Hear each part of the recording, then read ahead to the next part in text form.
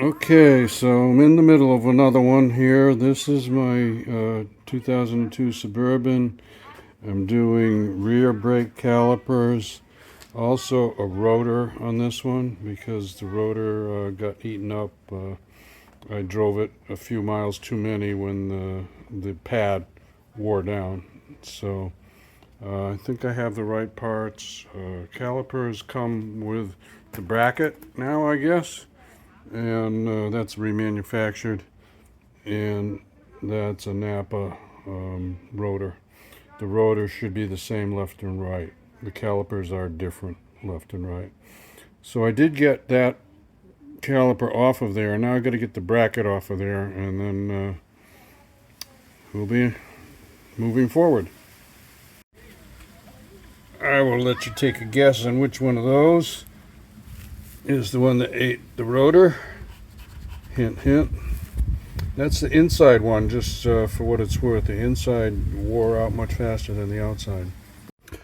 Well, here's how I ended up, and I'm not happy about this, but I'm going to do a better job for you when I do the other side of the car, the other rear side.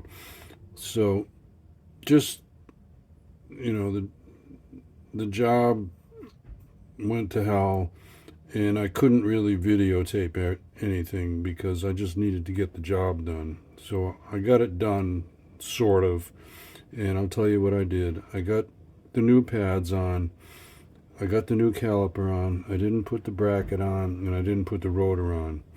So I'm going to have to do that next time, but it's drivable now. My tips for this are, whenever you think you're going to do an easy brake pad job, keep in mind you might have to do a caliper, and keep in mind that the brackets are going to be a son of a bitch to get off because they're big bolts and they'll be rusted, and you'll have a hard time getting a good angle on it or getting an air gun on it. So 3 tips, okay? Sorry about this. I will do a better job for you on the next side. Give me a thumbs up or a like if this helps you out. Subscribe to my channel. If you want more from Froggy, ring the bell.